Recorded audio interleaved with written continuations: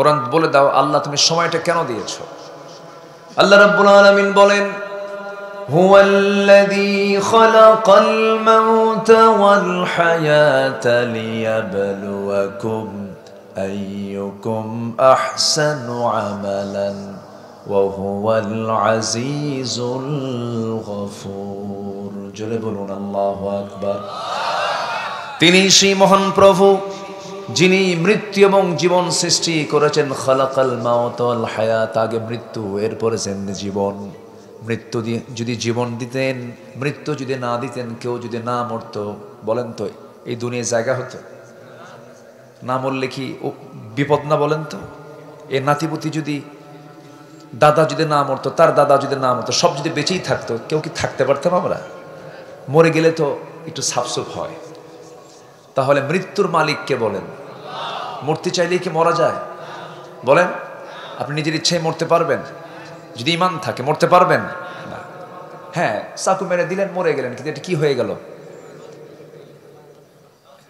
জান্নাত না জাহান্নাম? জাহান্নাম। মরা কিন্তু সহজ না, মরতে পারবেন না আপনি যতক্ষণ না আল্লাহর ইঙ্গিত না আসবে। তাহলে মৃত্যুর মালিক কে? আসতে বলবেন না কে? যিনি মৃত্যু সৃষ্টি করেছেন এবং জীবন সৃষ্টি করেছেন কেন? লিয়াবলুয়াকুম আইয়ুকুম আহসানু আমালা, যেন তিনি বুঝে নিতে পারেন তোমাদের মধ্যে কোন কোন বান্দাগুলো নেক আমল করে যেতে পারে। নেক আমলের জন্য আমরা দুনিয়াতে আসছি, কিন্তু সারাদিন আমার যদি আমল নামার ভিতরে নেক আমল না থাকে, আমি বড় বড় কপাল। কোনো নেক আমল নাই আমার সারাদিনে, তাহলে কি হলো? 24 ঘন্টা আমাদের আত্মপর্যালোচনা, আত্মসমালোচনা, চিন্তা ফিকির করার দরকার নিজকে নিয়ে। আসে না নাই বলেন তো? আছে। গতকালের চাইতে আজকের দিনটা হওয়া উচিত কি?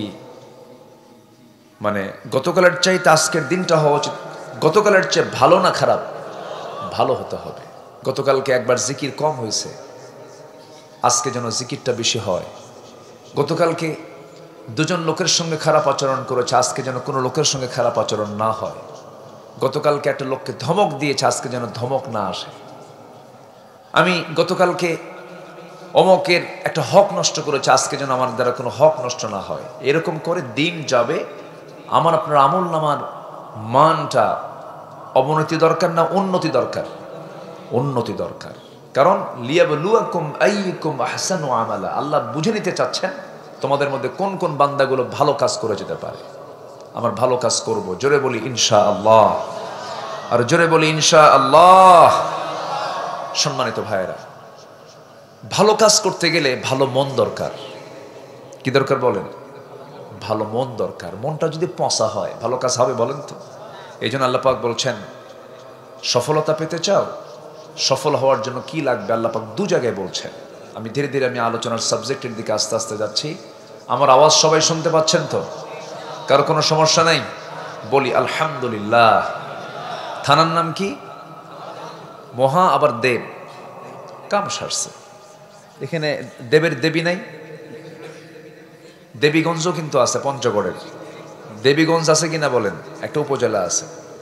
মহাদেব, দেবের দেবী আছে, গড়ের গডেস আছে, ভগবানের ভগবতী আছে। আমার আল্লাহর আসতে কয় আছে আছে আছে। এটাই হচ্ছে আমার আল্লাহ তাআলা। যেরকম সুবহানাল্লাহ।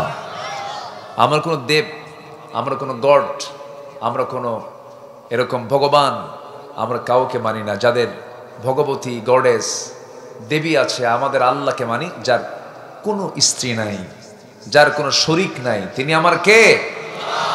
আবার ভাববেন না আমি অন্য ধর্মকে গালি দিচ্ছি। আমাদের কথার তো লাইন কোন দিক দিয়ে কোন দিক নিয়ে যায় আল্লাহ জানে। ক্যামেরা তো আছে, এগুলো হচ্ছে কিরামুন কাতিবিন, বুঝলেন? শুধু হুজুরের দোষ খুঁজে বেড়ায়। দেখে যে হুজুরের কোন জায়গায় ভুলটা বের হয় ওটা দিবে ফরওয়ার্ডে। হুজুরের 14টা বাজুন, 12টা না, 14টা। আমি খুব সতর্কই কথা বলি, এরপরেও আপনাদের উচিত এইসব ক্ষেত্রে একটু হলেও সচেতন থাকা। যেন একটা মিসিং যদি হয়েও যায়, এটাকে হাইড করা উচিত, এটাকে আড়াল করা উচিত। আপনার সামান্য ভিউ বাড়ানোর জন্য এই যে একটা বিভ্রান্তি, এটা উচিত না। কারণ দিন প্রচার হবে মূল উদ্দেশ্য, ঠিক কিনা বলেন? এটা হতে পারে, তো অনেক সময় হয় না, হয়ে যেতে পারে। সম্মানিত ভাইয়েরা, তাহলে আমাদের আল্লাহ তাআলার এমন একটা নাম যে নামের কোনো স্ত্রীলিঙ্গই হয় না। সুবহানাল্লাহ বলবেন না? যারা আরবি সাহিত্য বোঝেন, আরবি গ্রামার বোঝেন, সাহিত্য নিয়ে পড়াশোনা করেছেন, দেখবেন আল্লাহর কোনো স্ত্রীলিঙ্গই নেই। আমার আল্লাহর নামটা এমন নাম, 4টা হরফ নিয়ে আমার আল্লাহর নাম।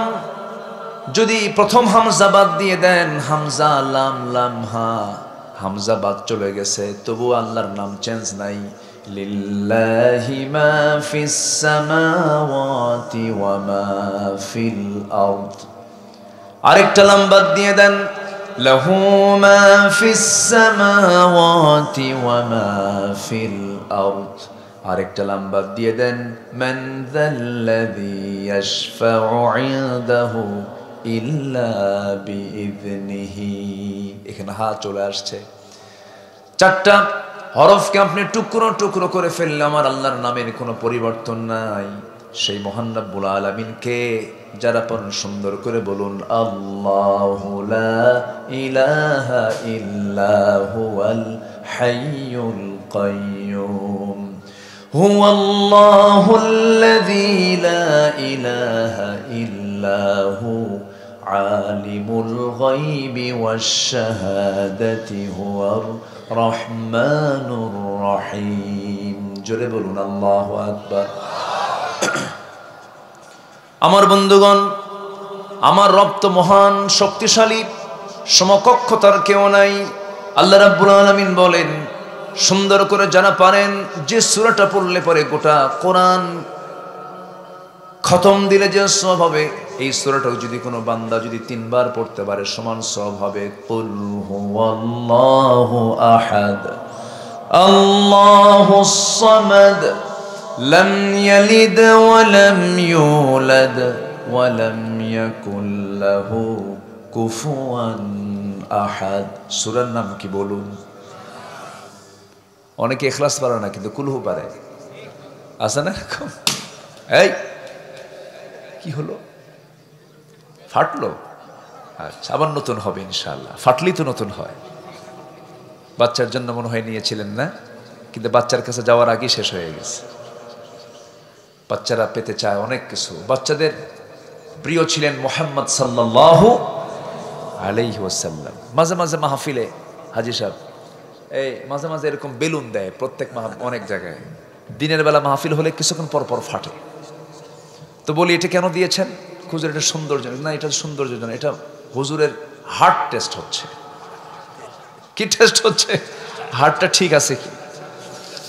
জি সম্মানিত ভাই, তাহলে কোন সূরা 3 বার পড়লে কোরআন খতমের সওয়াব পাওয়া যায় বলেন তো? সূরা ইখলাস। ইখলাস শব্দ কি ওই সূরার মধ্যে আছে? না। ফাতিহা শব্দ ওই সূরার মধ্যে আছে? না। বাকারার মধ্যে আছে না নাই? ইমরানে আছে না নাই? নিসাতে আছে না নাই? আছে। সব সূরা নামকরণ হয়েছে নির্দিষ্ট সূরার ভিতর থেকে একটা শব্দকে বের করে। শুধু 2টা সূরা, ইখলাস, ফাতিহা, এই 2টা শব্দ সংশ্লিষ্ট সূরার মধ্যে নাই। এটা হচ্ছে স্বতন্ত্র দিক। বলেন আলহামদুলিল্লাহ। যেরকম ইয়াসিন, ইয়াসিন ওয়াল কুরআনিল হাকীম ইন্নাকা লামিনাল মুরসালিন আলা সিরাতিম মুস্তাকিম। রহমান আর রহমান আল্লামাল কুরআন খালাকাল ইনসানা আল্লামাহুল বায়ান। সূরা আলে ইমরান ইন্নাল্লাহা আসতাফা আদামা ওয়া নূহান ওয়া আলা ইব্রাহিম ওয়া আলা ইমরান। আছে না? আপনি কোন সূরায় যাবেন? সূরা লাহাব, তাব্বাত ইয়াদা আবি লাহাবিন ওয়া তাব। সূরা কাউসার, ইন্না আ'তাইনাকাল কাউসার। সূরা কাফিরুন, কুল ইয়া আইয়ুহাল কাফিরুন লা আ'বুদু মা তা'বুদুন। সব সূরার নাম এরকম করে কেন? সব সূরার নাম সংশ্লিষ্ট সূরার মধ্যেই পাওয়া যায়, কিন্তু 2টা সূরার নাম আপনি সূরার মধ্যে পাবেন না। এর মধ্যে একটা সূরা তিনবার পড়লে গোটা কোরআন খতমের সওয়াব পাওয়া যায়, তার নাম হলো কি বলেন? ইখলাস। আর ইখলাস যার মধ্যে থাকবে সে হলো মুখলেস। তার নাম কি? মহাদেবপুরের মুখলেস, এটা কোরআনের মুখলেস। বলি আলহামদুলিল্লাহ। وما أمروا إلا ليعبدوا الله مخلصين له الدين। জোরে বলুন আল্লাহু আকবার। আমি যে একটু আয়াত বলতেছি, রাগ করতেছেন নাকি আপনারা? আয়াত বললে আবার কিছু কিছু এলাকার লোক বোঝে না, বোঝে হুজুর কি ওয়াজ করে বুঝি না, খালি আরবি কয়। কোরআনকে আরবি না বাংলা বলেন তো? কোরআন তো আরবি। পঞ্চগড়ে গেছে মাহফিল, পঞ্চগড় না কুড়িগ্রামে? কুড়িগ্রাম চিনেন তো? আমাদের দেশে কিছু গ্রাম আছে, চট্টগ্রাম, 14 গ্রাম, এদিকে মাত্র 20 গ্রাম, কুড়িগ্রাম। তো কুড়িগ্রামে মাহফিলে গেছি, এরকম আয়াত বলি, এক বুড়া চাচার সামনে দাঁড়ায় বলে, হুজুর এত দূর থেকে আসলাম কষ্ট করে ওয়াজ শোনার জন্য, শুধু আরবি কোন, একটু বাংলা কোন। কি মুসিবত! শ্রোতা যে কত প্রকার থাকে। আল্লাহ তুমি সবাইকে কোরআন মুখী অন্তর বানিয়ে দাও, জোরে বলি আমিন। এগুলোর কিছু কারণ আছে। আমাদের ওয়াজের মধ্যেও যারা ওয়াইজ, তাদের মধ্যেও কিছু সমস্যা আছে। 2 ঘন্টা ওয়াজ করে, একটা আয়াত কয় না, আছে কি না? আছে, এরকম ওয়াইজ আছে না? একটা আয়াত বলে না, একটা হাদিস বলে না, কান্দে কুন্দে শেষ, জনগণও কান্দে, বক্তাও কান্দে। তো কান্নাকাটি করার পরে যখন বলে হুজুর, যখন শ্রোতাকে বলা হয় ভাই ওয়াজ কিরকম শুনলাম, ভাই তো কানলাম ঠিকই কিন্তু বুঝলাম না কিছু। কানছে কিন্তু ওই ছোট্ট বাচ্চার মতো, ছোট্ট বাচ্চা 8 বছর বয়স, কানতেছে মেয়েটা। তো মা এসে বলে, মা তুমি কান্দো কেন? কান্না থামে না। তো মেয়ের কান্না দেখে মাও কান্দে। তো মা মেয়ে কাঁদতেছে, এই দৃশ্য দেখে আশেপাশের যারা প্রতিবেশী এরাও কান্দে। এক শোট কান্নাকাটি শেষ। সবাই মিলে বলতেছে, মা তোমার কান্নার কারণ কি? এটাই তো আমরা জানলাম না। আর ছোট্ট মেয়ে বলতেছে, মা আমার এখন বয়স 8 বছর, বয়স যখন 16 হবে তখন আমার বিয়ে হবে, বিয়ে হওয়ার পর একটা বাচ্চা হবে, সেই বাচ্চাটা ছেলে হবে, সেই বাচ্চার বয়স যখন 8 বছর হবে, ও যদি মরে যায় বাঁচবো কেমনে, এই চিন্তা কাঁদতেছে। কি কথা কি বুঝতেছেন আপনারা? তো এরকম করে ভিত্তিহীন কিছু কিছু কথা আমাদের বিভিন্ন জায়গায় বলা হয়, ঠিক না। আমরা কোরআনকে নিয়ে কথা বলবো, বরকত দিয়ে দিবেন কে? আসতে বলবেন না, কে বরকত দিয়ে দিবেন? আল্লাহ বরকত দিয়ে দিবে। সম্মানিত ভাইরা, তাহলে আমরা সফল যদি হতে চাই, আমাদের মনটা ভালো হওয়ার দরকার আছে না নাই বলেন তো? মনের হৃদয়, নফস, এটাকে আগে ঠিক করতে হবে। নফসের মধ্যে কি হিংসা থাকে? হ্যাঁ, মহাদেবপুরে মনে কোনো হিংসা টিংসা নাই মনে হয় না? হিংসা নাই? মাশাআল্লাহ, খুব ভালো। আল্লাহ আপনাকে হিংসা মুক্ত রাখুন। কিন্তু জমি কিনলে, একজন জমি কিনলে আরেকজনের জলে জলে, এরকম জলে, এর তাহলে তো আছে সমস্যা আছে। তো আপনার জমির সাথে একজনের জমিটা আপনার কেনার টার্গেট, কিন্তু আপনি কিনতে পারলেন না, তখন কি জলে? জলে কিনা বলেন? জলে। তুই আমারে জমি দিলি না, তুই না বলে জমি বিচলি, বহুত কিছু, কত চিন্তা, কত রাগ, কত হিংসা, এগুলো কাজ করে। এগুলো হচ্ছে মনের সমস্যা, নফসের সমস্যা। আমার আজকে আলোচনার সাবজেক্ট হচ্ছে এই নফসের শুদ্ধতার জন্য কি পন্থা আমরা অবলম্বন করতে পারি কোরআনের আলোকে। জোরে বলি ইনশাআল্লাহ। আমরা কথাগুলো বলতে নিয়ে একটু ভাবি, কেন শুধু আপনি শোনেন না তো, এই কথাগুলো লক্ষ লক্ষ মানুষের কাছে চলে যাবে সব। এজন্য আমরা একটু চিন্তা ফিকির করে, একটু চিন্তা মাথায় নিয়ে, আল্লাহ তো আসেনি, এরপরেও প্রত্যেকটা কথায় আমাদের অবশ্যই কার্যকরী অর্থবহ কথা বলার দরকার আছে না নাই বলেন তো? ওয়াল্লাযীনা হুম আনিল লাগবি মুআরিদুন। অর্থহীন অসামঞ্জস্য কোনো কথা কখনই বলা উচিত নয়, 1 সেকেন্ডের জন্য না। তো আমাদের মনের শুদ্ধতার জন্য, নফসের শুদ্ধতার জন্য 10টা পন্থা কোরআন শিখিয়ে দিয়েছে। আমরা একটা একটা করে শুনবো আজকে। জোরে বলি ইনশাআল্লাহ। বাহিরটাকে সাজানো দরকার না, আগে ভিতরটা সাজানো দরকার? হ্যাঁ, বাহিরে? বাহির না ভিতর? বলেন, বাহির না ভিতর? চামড়া টামড়া সব ঠিক আছে, কিন্তু হার্ট নাই। লাভ আছে? কোনো লাভ আছে? হার্টই নাই, দাম নাই তো। ভিতরটাই তো সব কিছু। উপরে তো চামড়ার প্যাকেট দিয়ে সাজানো, কেউটা ধলা। তার অহংকার দেখছেন? একটু মহিলা যদি সুন্দরী হয়, স্বামী যদি কালো হয়, মাঝে মাঝে হুমকি মারে, তুমি কি তোমার চেহারার দিকে তাকাও? আমার সঙ্গে তোমার যে সংসার হচ্ছে, তোমার 14 গোষ্ঠীর কপাল। দেখছেন আছে কিনা? আছে কিনা? ধম এরকম মারে মারে। এ তো চামড়া, চামড়ার ভিতরে সব বান্দাকে আল্লাহ পাক একই রক্ত দিয়েছেন, শুধু গ্রুপটা ভিন্ন। চামড়া একটু এলোমেলো কেন করে দিয়েছেন? দেওয়ার কারণ আছে। সব যদি এক হয়, সব তো একই হয়ে গেল। কালো চামড়া দিয়েছেন, শক্তি বেশি দিয়েছেন, সাদা চামড়া দিয়েছেন, শক্তি কম দিয়েছেন, ব্যালেন্স করেছেন। যেরকম সুবহানাল্লাহ। শক্তিশালী চামড়া কোনটা? সাদা না কালো? গোটা পৃথিবীর জরিপে দেখা গেছে স্কিন ক্যান্সার হয় সাদা চামড়ায় বেশি, কালো চামড়ায় স্কিন ক্যান্সার সহজে হয় না। কেউ তো সুবহানাল্লাহ বললেন না। কালো হইলে মন খারাপ করি, আহারে আল্লাহ আমারে কালো বানাইছে। আল্লাহু আকবার। আল্লাহ কত নিয়ামত দিয়েছেন দেখেন। আল্লাহ রাব্বুল আলামিন মানুষকে সবচেয়ে সুন্দর করে বানিয়েছেন। লাকাদ খালাকানাল ইনসানা ফি আহসানি তাকওয়িম। আমি আল্লাহ রাব্বুল আলামিন মানুষকে সবচেয়ে সুন্দর আকৃতি দিয়ে বানিয়েছি। কালোকে আমরা কালো মনে করে অপছন্দ করি না। না, কিছু কিছু দেশ আছে সব মানুষগুলো কালো, আছে না এরকম?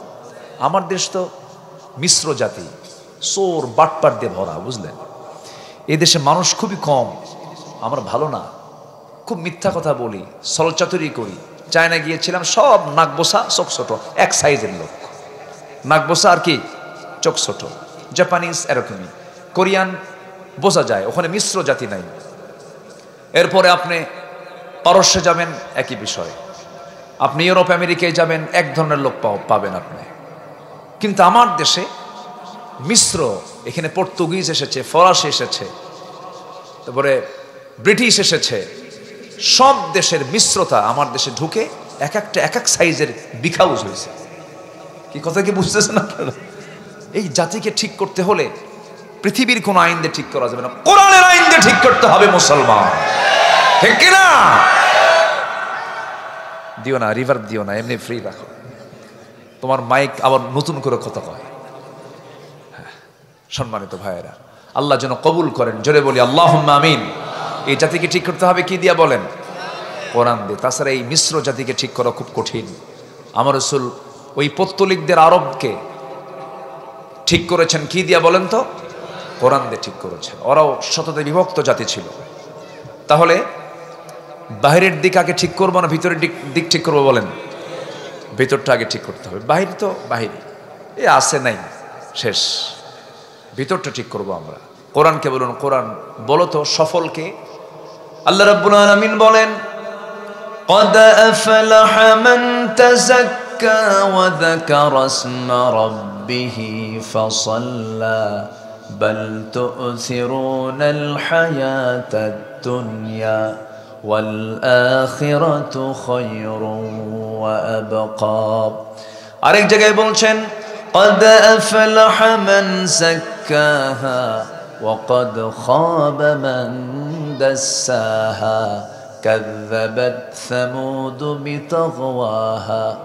আল্লাহ রাব্বুল আলামিন বলছেন, ওই বান্দা সফল যে বান্দা নফসকে শুদ্ধ করতে পেরেছে, নফসকে ক্লিয়ার করতে পেরেছে, হিংসা মুক্ত, লোভ মুক্ত, অহংকার মুক্ত করতে পেরেছে। ওই বান্দা সফল হয়েছে যে বান্দা নফসকে যাবতীয় রোগ থেকে মুক্ত রাখতে পেরেছে। নফসের রোগ আছে না নাই বলেন? নফসের রোগ আছে না নাই বলেন? আচ্ছা, নফসের রোগ হলো হিংসা। নফসের রোগ কি? গ্রামের একটা ছেলে একটু কামেল পাস করেছে, গ্রামের একটা ছেলে একটু বড় পাস পড়াশোনা করে বিসিএস ক্যাডার হয়েছে, হয়তো এসপি হয়েছে অথবা মেজর হয়েছে অথবা বড় আলেম হয়েছে। যে হয়েছে বড়, ওর কোনো টেনশন নাই, কিন্তু প্রতিবেশীর ঘুম নাই। এরকম হয় কিনা বলেন? আছে কিনা বলেন? খালি জ্বলতেছে, কেমনে হলো এটা, হলো কেমনে? এই আছে কিনা বলেন? আছে কিনা? এটাই তো সমস্যা। যখন আপনার নফস এরকম আসবে খেলা, যে না মেনে নিতে পারতেছেন, ওই পরিবার থেকে হলো কেমনে, সারাদিন চিন্তা করে আর রুগী হয়। কি হয় গন্ধ? কি হয়? ঘুম ধরে না। ওর তো ঘুম হবে না, তো সারাদিন ওই চিন্তাই করবে, যে ঘুম তো হবে না। যে হিংসুক হয় সে অশান্তিতে থাকে, সে শান্তি পায় না। হিংসুকের শান্তি আছে? লোভীর শান্তি আছে? যে যার অভাব মেটে না তার কোনোদিন শান্তি হয় বলেন? শান্তি হয় না কোনোদিন। নাই আর নাই নাই নাই নাই নাই নাই, ঠিক আছে না?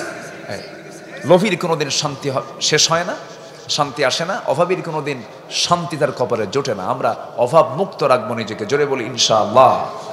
নির্লোভ হব, জোরে বলি ইনশাআল্লাহ।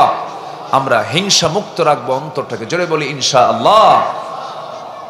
আগের যুগের মানুষ ঘোড়ায় চড়ে বিয়ে করত, আপনি কিসে চড়ে বিয়ে করছেন? গরুর গাড়িতে। মানে মিল আছে তো, 4 পাও। ঘোড়ার কয় পাও? 4 পাও। গৃহপালিত, ঘোড়াও গৃহপালিত। তো ঘোড়ায় চড়ে আগে বিয়ে করত। তো গ্রামের একটা মুরব্বীর ঘোড়া আছে। তো যুবকটা বিয়ে করবে, গেছে মুরব্বীর কাছে, চাচা আমার অমুক দিন বিয়া, ঘোড়াটা দিতে পারবেন? তো মুরব্বীর একটা রাগ ছিল ওই যুবকের উপরে, বুঝলেন, রাগ ঝাড়ছে। তো ঘোড়া দেব সবাই, কিন্তু তোরে দেব না ঘোড়া, যা। ছেলেটা খুব মন খারাপ করে বাড়িতে চলে আসছে। রূপক অর্থে বলছি, জাস্ট বোঝানোর জন্য বলছি, এটার বাস্তবতা নেই, আবার এটা ভাববেন না বাস্তব। উদাহরণ দিতে নিয়ে অনেক কথা বলতে হয়তো। চলে আসছে বাড়িতে, রমজান আসছে, কদরও চলে আসছে। কদরের রাতে গিয়ে নামাজ কালাম পইরা দুহাত তুলে আল্লাহকে বলে, আল্লাহ আজকের রাত্রে আমার জন্য একটা দোয়াও নাই, শুধু একটা দোয়া তোমার কাছে, বুড়ার যেন ঘোড়া মরে। বুড়ার যেন কি মরে?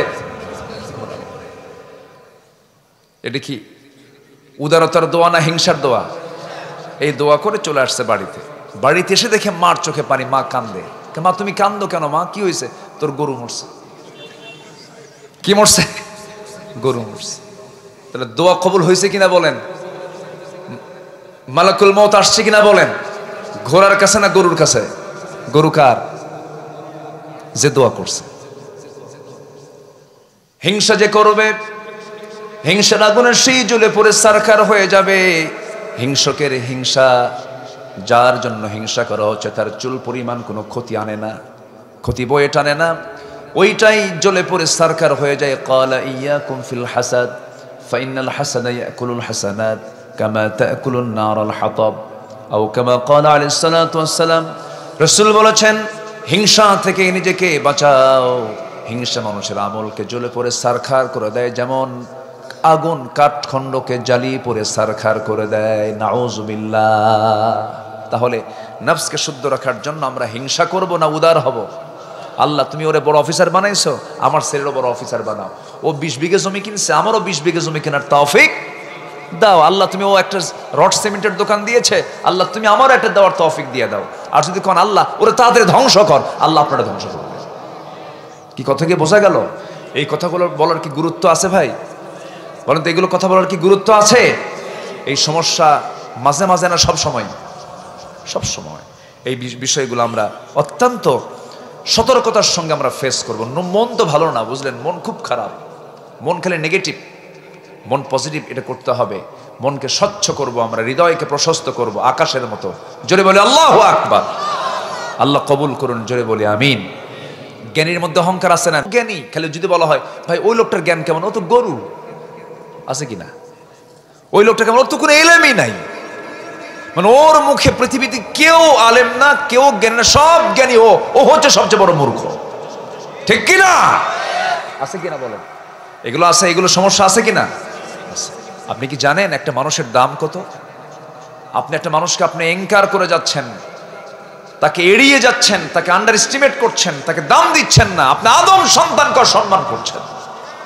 ওয়ালাকাদ কাররামনা বানি আদম, আমি আদম সন্তানকে আমি আল্লাহ সম্মান দিয়েছি। ইহুদির লাশ আসতেছে, ইহুদির লাশ, ইহুদি, সে কাফের, সে মুসলিম না, লাশ নিয়ে আসতেছে, ইহুদির লাশ নিয়ে আসতেছে। আমার রাসূল দাঁড়ায় গেলেন। সাহাবীরা বলছেন, ইয়া রাসূলুল্লাহ আপনি দাঁড়ায় গেলেন, সে তো ইহুদি। কি ইহুদি হয়েছে দেখি মানুষ না? ও কি মানুষ না? আমি কি মানুষকে সম্মান করব না? এজন্য প্রত্যেকটা মানুষকে সম্মান করা প্রত্যেকটা মানুষের দায়িত্ব। মনকে ফ্রেশ করতে হবে সবার আগে। আল্লাহ কবুল করুন, জোরে বলি আমিন। হিন্দু বলেন, বৌদ্ধ বলেন, যেই বলেন না কেন, সে কার বান্দা? আপনার অহংকার করা যাবে? যাবে না। এই মনকে ফ্রেশ করার জন্য, এই হৃদয়কে নফসকে শুদ্ধ করার জন্য 10টা পন্থা আল্লাহ রাব্বুল আলামিন গোটা কোরআনে খুঁজে খুঁজে আমি একটু বের করার চেষ্টা করে আজকে বলতে চাচ্ছি। নাম্বার 1 হলো হৃদয়কে শুদ্ধ করার জন্য, নফসকে শুদ্ধ করার জন্য 1 নাম্বার পন্থা হলো, সেটা হলো খাঁটি মনে তওবা করা। খাঁটি মনে তওবা করা। তওবা করব কার কাছে? চুরি করে ধরা পড়েছেন ইয়াং টাইমে, মহাদেবপুর থানায় আপনার নামটা চলে গেছে চুরির তালিকায়, হ হজ 14 বার করে আসলেও থানায় ওই তালিকা থাকবে কি থাকবে না বলেন? থাকবে কি না? মরা পর্যন্ত থাকবে। এটা চোর। এটা কে বলেন? হাজার ভালো হলে আপনার নামটা ওই চোরের তালিকা থেকে বাদ পড়বে না, সারা জীবন থেকে যাবে। কিন্তু আল্লাহ বলছেন, বান্দারে তুই চুরি করেছিস, ডাকাতি করেছিস, খুন করেছিস, জেনা করেছিস, যা করেছিস, যদি খাঁটি মনে তওবা করে আমার পথে যদি ফিরে আসিস, আর ওই পথে যদি না যাস, সমস্ত তালিকা থেকে তোর নামটা মাইনাস করে তোকে জান্নাতের তালিকায় তোর নামটা উঠায়া দেব। জোরে বলে সুবহানাল্লাহ। যে চোর কার বান্দা বলেন? যে ডাকাত কার বান্দা? যে সুদখোর সে কার বান্দা? ও যদি সুদ ছেড়ে দেওয়ার মানসিকতা নিয়ে যদি আসে, আল্লাহ কি মাফ করতে পারেন না? অবশ্যই পারেন। এই জন্য আমি আপনি, আমার মূল দায়িত্ব হচ্ছে আমাকে ফিরে আসতে হবে, নফসকে শুদ্ধ করতে হবে। আমরা খাঁটি মনে তওবা করব। কার কাছে? দল করছি দুনিয়াতে সারা জীবন, আকাম কুকাম করছি, বেনামাজির দল করছি, আর জীবনে করব না। আল্লাহর দলে আসব। কবুল করবেন কে? আসতে বলুন, কবুল করবেন কে? দল তো সব দেখলামই আমরা। দল দেখা কি বাদ আছে আমাদের? শুধু একটা দল দেখা বাদ আছে, ইসলামী দল। এ পর্যন্ত যত সরকার ক্ষমতায় আসছে 54 বছর, একটা বছরও কি, একটা মৌসুমও কি ইসলাম প্রতিষ্ঠা করতে চায় এমন কোন দলকে এদেশের জনগণ কি রায় দিয়েছে? রায় দিয়েছে কি বলেন? দেয় না। সব দল দেখা শেষ। দেখলাম তো 16 বছর, 16 বছর, 9 বছর, 25 বছর অনেকেই শাসন করলেন।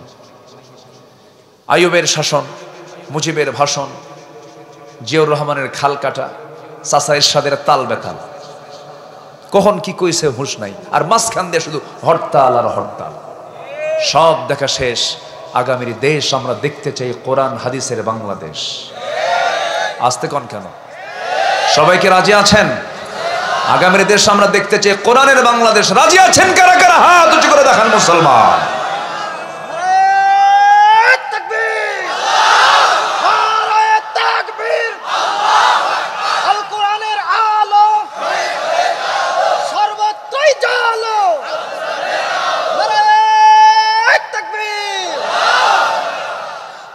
আল্লাহ কবুল করুন। জোরে বলি আমিন। আমার পূর্বে আপনি কথা বলেছেন না, সব ওয়াজ শুনছি আমি, খুব সুন্দর। আল্লাহ তুমি তার কথায় বারাকা দিয়ে দাও। এত আসতে বললেন কেন? মারামারি আছে নাকি? বোঝাপড়া আছে? জোরে কোন আল্লাহুম্মা আমিন। ওয়াজ করলাম কিছুক্ষণ আগে, কি আবার আসতে কোন কেন? ওয়াজ করলাম কি এটার প্রতিফলন থাকতে হবে না? এটা জোরে বলেন আমিন। নিজের জন্য দোয়া লাগে না ভাই। আপনি অন্যের জন্য দোয়া করবেন, আপনার চাওয়া আল্লাহ কবুল করবেন। আর যদি বলেন আল্লাহ আমারে দাও, আমার আল্লাহ তুই স্বার্থপর, ঠিক আছে না? তোর জন্য শুধু চাইলি। এবং আল্লাহ শিখিয়ে দিয়েছেন ম্যাক্সিমাম জায়গায়, রব্বানা আতিনা ফিদ দুনিয়া, আল্লাহ আমাদেরকে দাও। রব্বানা হাব লানা, আমাদেরকে দাও।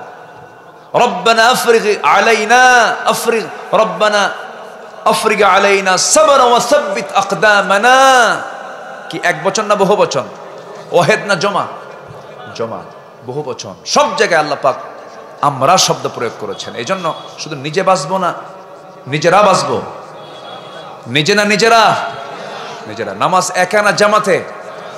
আমি পড়বো না আমরা পড়বো, আমি কায়েম করবো না আমরা কায়েম করবো, আমরা কায়েম করবো। আল্লাহ তাআলা আমাদেরকে বুঝার তৌফিক দান করুন। জোরে বলি আমিন। তাহলে 1 নাম্বার 10টা পন্থা। ওয়াজ তো বহু লম্বা আছে এখনো। ভাবতেছেন আজকে ওয়াজ শেষ হবে? শেষ হবে। শেষ হবে না কেন? আমরা সময় মতো শেষ করব। 1 নাম্বার হলো আমরা খাঁটি মনে তওবা করব। কার কাছে? আল্লাহর কাছে। চুরি করছে আর জীবনে চুরি করব না। খোঁটা মারছে আর জীবনে মানুষের রাস্তা বন্ধ করে খোঁটা মারা কি যাবে? যাবে যাবে। একটু রাগ করলে, একটু রাগারাগি হলে প্রতিবেশীর সাথে খোঁটা নিয়ে এসে বলে এই মার এখানে, এই রাস্তা দিয়ে না যেতে পারে। এরকম লোক তো মনে হয় মহাদেবপুরে নাই, আছে? এগুলো আছে খোঁটা মার। মানে ভাবসাব মনে কি জানেন, যে জমি ওরই জমি, আল্লাহর জমি না। ভাবসাব এরকম। সে যে খোঁটা মেরে আটকায় দিচ্ছে কার বান্দাকে? কার বান্দাকে? আল্লাহর বান্দাকে যে আটকায় দেয়, আল্লাহর জান্নাত আটকায় দিয়ে জাহান্নাম দিয়ে দিবে। এত সস্তা না। প্রতিবেশীর ব্যাপারে রাসূল বলেছেন, আমার প্রতিবেশীর যদি কষ্ট না হতো, প্রতিবেশীকে আমি সম্পত্তির ওয়ারিস বানায় দিতাম। সম্পত্তির কি বানায় দিতাম? ওয়ারিস। ওয়ারিস বানাই নাই, কপাল ভালো। যদি ওয়ারিস বানাতেন তাহলে কি হতো বলেন তো? দিত না? বাধ্য হতো। তাহলে গুরুত্বটা দেখেন যে আমি যদি আমার উম্মতের যদি কষ্ট না হতো, প্রতিবেশীর কি সম্পত্তির ওয়ারিস বানায় দিতাম। কত গুরুত্ব প্রতিবেশীর। সেই প্রতিবেশী বিয়ের দাওয়াত পায় না, আছে কিনা বলেন? কেন পায় না? গরিব। কিসের জন্য? কিসের জন্য বলেন? গরিব। কিসের সমস্যা বলেন? কিসের সমস্যা? নফসের। বলেন কিসের? নফসের। দেয় না। গরিব মানুষ দিলে কেমন হবে? কি দেবে না দে। বিয়ের অনুষ্ঠানে যারা বিয়ের অনুষ্ঠানে যারা অলিমা করতে নিয়ে যারা ধান্দায় থাকে উঠৌ করে নেব, ওটা জায়েজ নাই, ঠিক কিনা? আকিকার গোশত আপনি খাওয়াবেন, যদি মনে ধান্দা থাকে যে আমি কিছু নেব, জায়েজ নাই, ঠিক কিনা বলেন? ঠিক কিনা? গরিব দাওয়াত পায় না। অথচ আপনি মরে যাবেন, যখন মরে যাওয়ার সঙ্গে সঙ্গে আপনি বিয়ের অনুষ্ঠানে দাওয়াত দিয়েছিলেন। প্রবাসী আমেরিকায় থাকে, প্রবাসী লন্ডনে থাকে, তারা বিয়ের অনুষ্ঠানে এসেছিল, কিন্তু হঠাৎ করে আপনি অসুস্থ হয়ে মারা গেলেন। মারা যাওয়ার সঙ্গে সঙ্গে আপনাকে দেখার জন্য, আপনার সেবা করার জন্য আপনি মরে গেছেন। কবর খনন করার জন্য সেই গরিব লোকটাই সুন্দর করে হাতের ভিতরে একটা কোদাল নিয়ে বাঁশ কেটে কেটে সুন্দর করে মাটিটা খনন করে আপনার দাফন কাফনের ব্যবস্থা করবে ওই গরিবটা। জোরে কোন সুবহানাল্লাহ, ঠিক কিনা? এটাই তো প্রতিবেশী। আমরা প্রতিবেশীর সঙ্গে সুন্দর আচরণ করব, জোরে বলি ইনশাআল্লাহ। নিজ পরিবার প্রতিবেশীর কাছে আমরা ভালো থাকবো, জোরে বলি ইনশাআল্লাহ। যে প্রতিবেশীর কাছে ভালো, যে পরিবারের কাছে ভালো, রাসূল বলেছেন সে বান্দা আল্লাহর কাছে ভালো। আল্লাহ কবুল করুন, জোরে বলি আমিন। এই ওয়াজগুলো খুব কম হয়, এই ওয়াজগুলো খুবই কম হয় জানেন। আমি তো এগুলো দেখি খুব কম হয়, এই ওয়াজগুলো করে না কেউ। খালি উঠেই শুধু গরম আর গরম। কিছু বক্তা আছে এই পশ্চিমবঙ্গ থেকে আসে, মানে শুধু স্লোগানে মনে হয় রাজনৈতিক মঞ্চ বানায়, জনসভা বানায় ফেলেছেন। না, কোরআনের মাহফিলে অবশ্যই ভাবগাম্ভীর্য থাকার দরকার আছে না নাই বলেন তো? আছে। আমরা আজকে নাফসকে ঠিক করে যাব, দেখবেন সব ঠিক হয়ে গেছে, জোরে বলি ইনশাআল্লাহ। অন্যের কোনো ভালো দেখলে আমার নিজের কি মনে হতে হবে? খারাপ না ভালো? ভালো। আল্লাহ ওর ভালো হয়েছে, আল্লাহ ভালো। কি আল্লাহ কি বলেন? ভালো। আরো মঙ্গল দাও, আরো কিছু ভালো কিছু উপহার দাও আল্লাহ তুমি তাকে। এরকম করে আমরা উদার চিত্ততা নিয়ে চলবো, জোরে বলি ইনশাআল্লাহ। তো তওবা করবো কার কাছে? তওবা করার দরকার আছে কিনা বলে? এক নেতা আছে যে টাঙ্গাইলের, সে বলছিল একবার হজ মোহাম্মদের ব্যবসা, যেরকম নাউজুবিল্লাহ। মনে আছে আপনাদের? মনে আছে?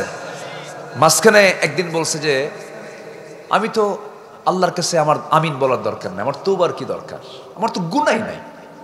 তাহলে দুনিয়াতে একজন আমরা ফেরেশতা পাইছি, তার নাম হলো টাঙ্গাইলের লতিফ সিদ্দিকী। ওখানে যাবেন, উনি ফেরেশতা, ওনার কোনো গুনাহ টুনা নাই। আমার দেশে কিছু ডেলিভারি হয়, এদেরকে পিটাইয়া সোজা করা দরকার বেয়াদবদের, ঠিক কিনা? তওবা করব কার কাছে? আমরা আল্লাহর কাছে। দিল থেকে তওবা করব আমরা। মাফ করবেন আল্লাহ, যতই গুনাহ হোক না কেন আমরা বিশ্বাস করে নেব আমাদের গুনার পরিমাণ যত বড়, আমার আল্লাহর রহমতের পরিমাণ তার চাইতে ছোট না বড়।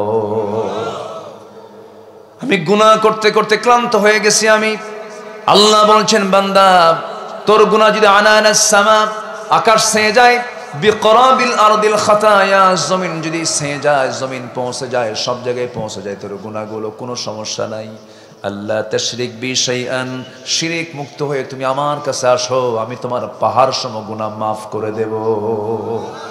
একটা হাদিসে আসছে, আবার এটা নেগেটিভ বুঝবেন না, লাউলাম তুযনিবু লাযাহাবাল্লাহু বিকুম ওয়ালা জাআ বিকওমিন হাত্তা ইউযনিবুন। বান্দা তুমি যদি গুনাহ না করো তাহলে তোমাকে আমি দুনিয়া থেকে মিটিয়ে দিই, এমন একটা জাতি পাঠিয়ে দেব যারা গুনাহ করবে, আমার কাছে চোখের পানি ফেলে ফেলে মাফ চাবে, আমি তাদেরকে মাফ করে দেব। আজকে থেকে গুনাহ করা শুরু। আল্লাহ যেহেতু বলে দিছে, কি কথা বুঝতেছেন না? অতএব আল্লাহ পাক অভয় দিচ্ছেন, বান্দা গুনাহ তো হতেই পারে, শুধুমাত্র তুই তওবা করে সিদ্ধান্ত নিবি আমি আর গুনাহ করব না, আমি তোকে মাফ করে দেব। আমার আল্লাহর দয়া যে কত জানেন? আমার আল্লাহর দয়া তো অন্যরকম দয়া। 100টা খুন সম্পূর্ণ করেছে, 100টা। 99 খুন করার পর একজনের কাছে বলছে আমার কি মাফ পাওয়ার কোনো জায়গা আছে? কেন না, ওরেও মারছে। সহি হাদিস না, সিয়াসিত্তের হাদিস। 100টা মার্ডার করার পরেও আল্লাহ তাকে জান্নাত দিয়েছেন তওবার কারণে। লম্বা হাদিস, বলার সময় নাই, শুধু সংক্ষিপ্ত করে বললাম। তাহলে এত বড় গুনাহগার হওয়ার পরেও তওবার কারণে মাফ করে দিয়েছেন কে? এক বান্দাকে আল্লাহ। আমি তো তোমার কাছে যাবো কেমনে, লজ্জায় যেতে পারতেছি না, মরার পরও তোমার সামনে হাজির হব না। মরার আগ দিয়ে ওসিয়ত করছে, শোন আমি মরে গেলে তোরা আমার এই দেহটা আগুন দিয়ে পুড়বি, পুড়ে ছাই বানায়া ছাই উড়াইয়া দিবি, যেন আল্লাহর সামনে যেন আমার না দাঁড়ান লাগে। কেন? আমি যে পরিমাণ গুনাহ করছি, আমি আল্লাহর সামনে দাঁড়াবো কেমনে? আল্লাহু আকবার বলেন। এটাও কার ভয়? আসতে কার ভয়? কার ভয়? কার ভয়? আল্লাহর ভয়। এই জন্য আমরা আল্লাহর কাছে তওবা করব।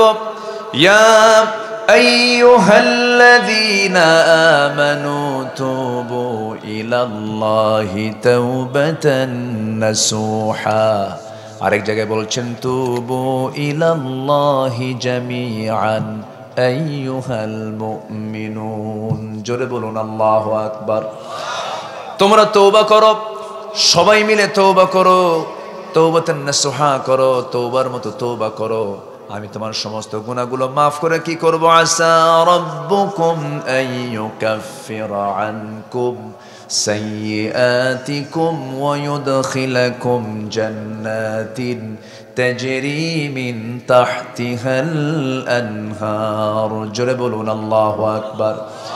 তওবা করলে পরে সব গুনাহ মাফ করে দেব, তোমাদের কেমন সুন্দর জান্নাত দিয়ে দেব, যে জান্নাতের নিচ দিয়ে নহর প্রবাহিত। জান্নাতের মধ্যে থাকবে হলো 4টা নহর। কিসের নহর বলেন? দুনিয়াতে আছে একটা নহর, পানির নহর। পানির নদীগুলো আছে না? এখানে কি মধুর নদী আছে, দুধের নদী আছে, শরাবের কোনো নদী আছে? জান্নাতের মধ্যে থাকবে হলো 4টা নহর। কয়টা নহর বলেন? 4টা নহর থাকবে।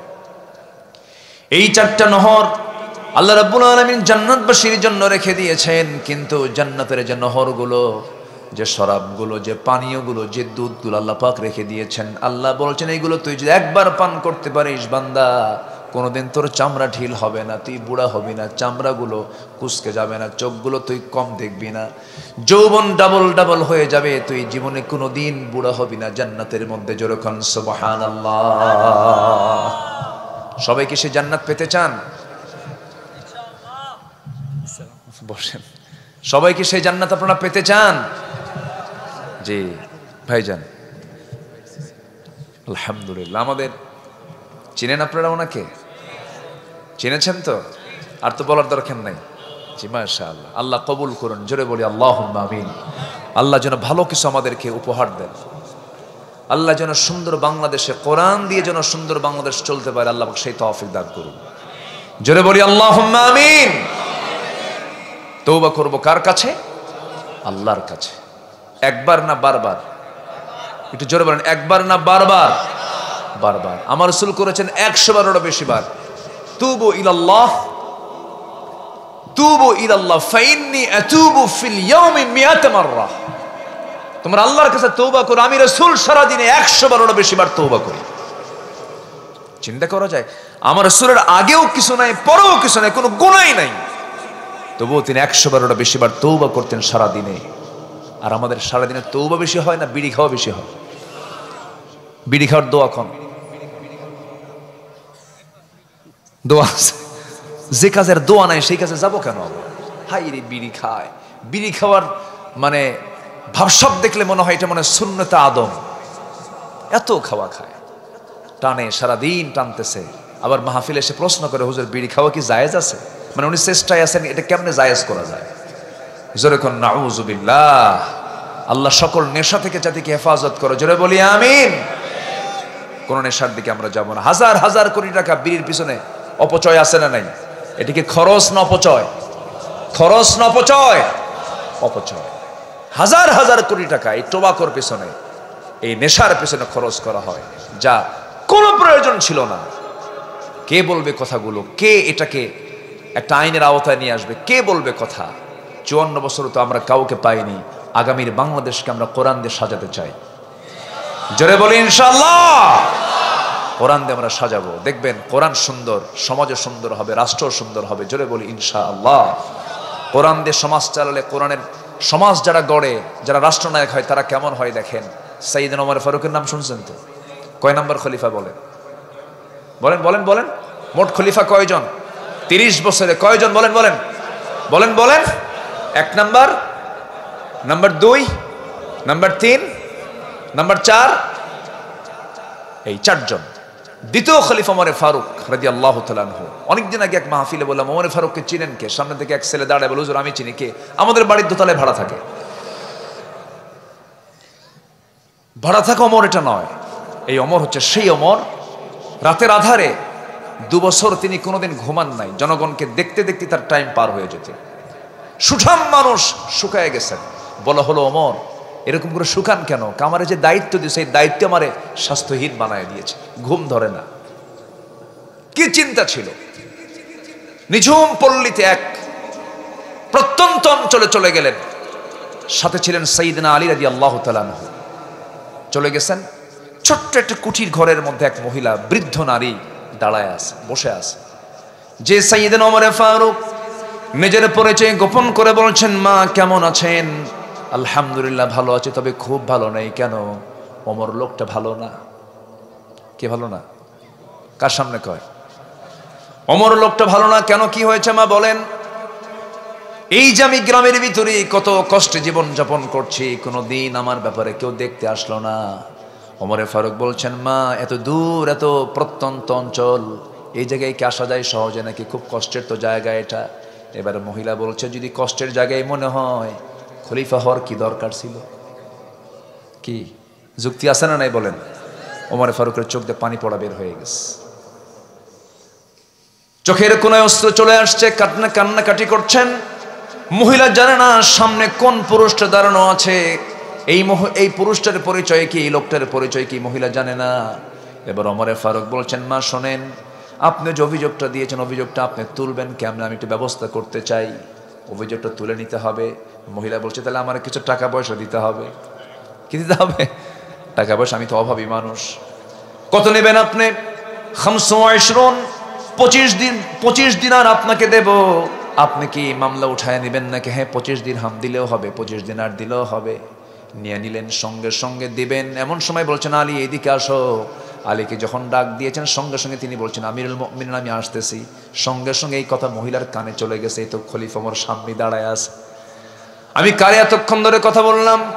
মহিলা থরথর করে কাঁপে আর বলছে, আমিরুল মুমিনিন বড় বেয়াদবি করে ফেলেছে, আপনি আমাকে মাফ করে দেন, এমনটা আমার আর হবে না। উনি বলছেন, না রে না, ও ইসলামী জনপদের একজন নাগরিক, আপনি আমাকে কি মনে করছেন জানেন? আমি কোনো খলিফা নই, আমি হলাম খাদেম, আমি কোনো রাষ্ট্রনায়ক না, আমি হলাম খাদেম, আপনাদের খেদমতের জন্য এসেছি। আপনার সঙ্গে যে আমার যে কমিটমেন্টটা হয়েছে, আমি আপনাকে 25 দিন আর দিয়ে দিলাম, কিন্তু শর্ত হলো আপনাকে চিঠি লিখে দিতে হবে, একটা সুন্দর করে লিখিত করে দিতে হবে। কোথাও কোনো লেখার জিনিস না পাইলে নিজের জামা ছিঁড়ে ফেললেন। জামা ছিঁড়ে সেই জামাই তিনি বললেন, ও মা আপনি সুন্দর করে একটু লিখে দেন। সুন্দর করে লিখে দেওয়া হলো যে 25 দিনারের বিনিময়ে সমস্ত অভিযোগ উইথড্র করা হলো, তুলে নেওয়া হলো। এই চিঠিখানা নিয়ে বাড়িতে আসলেন, পরিবারকে দিয়ে বললেন, ও পরিবার শোনো, আমি ওমর যেদিন আমার ইন্তেকাল হবে, সেই সময় তোমরা আমার কাফনের কাপড়ের সাথে এই চিঠিটা মিলাইয়া দিও, যেন আল্লাহর সামনে গিয়ে জবাব দিতে পারে জনগণের উপরে জুলুম করি নাই। যেরকম সুবহানাল্লাহ। এটা কিসের ফলাফল? আসতে বলবেন না, কিসের ফলাফল? আমরা এমন কিছু শাসক আমরা দেশে দেখতে চাই। সুযোগ এসেছে, সুযোগ কে দিয়েছেন? আসতে সুযোগ কে দিয়েছেন? আল্লাহ দিয়েছেন, আমরা কাজে লাগাবো। জোরে বলি ইনশাআল্লাহ। এই যে পরিবর্তন একটা হয়েছে, এই যে মাহফিল হচ্ছে, এই মাহফিল সহজে হওয়া সম্ভব ছিল বলেন তো? কত মাহফিল বন্ধ হয়ে গেছে না, করতে দেয় নাই। আমরা আসি মাহফিলে, পুলিশও আসে পিছে পিছে, হুজুর আপনারা তো জঙ্গি, জংলাতুল জংলা, কত কি বানায়, কত কি করলো। 1.5 বছরে কোনো জঙ্গির কোনো অভিযান হয়েছে? কোথাও কোনো জঙ্গি অভিযানে কেউ বের হয়েছে? এটা ছিল নাটক। 16 বছর এই নাটকগুলো শুধু মঞ্চস্থ করা হয়েছে। আর ওই নাটকের নাট্যকার যিনি ছিলেন, তিনি এখন দেশে নাই, মামু বাড়ি দিল্লি গিয়ে বসে আছে। এই জন্য নাট্যকারই তো নাই, নাটক শুরু হবে কেমনে? নাটক তো সাজাতে পারতেছে না। সম্মানিত ভাইয়েরা, আমরা ইসলামকে দেখতে চাই রাষ্ট্রীয় পর্যায়ে। জোরে বলি ইনশাআল্লাহ, জোরে বলি ইনশাআল্লাহ। ইসলামকে শুধু আমরা কাগজের পাতায় দেখতে চাই না, নামাজের শুধু জামাতে দেখতে চাই না, আমরা সচিবালয়ে, ক্যান্টনমেন্টে, সংসদে, পার্লামেন্টে আমরা কোরআন চাই।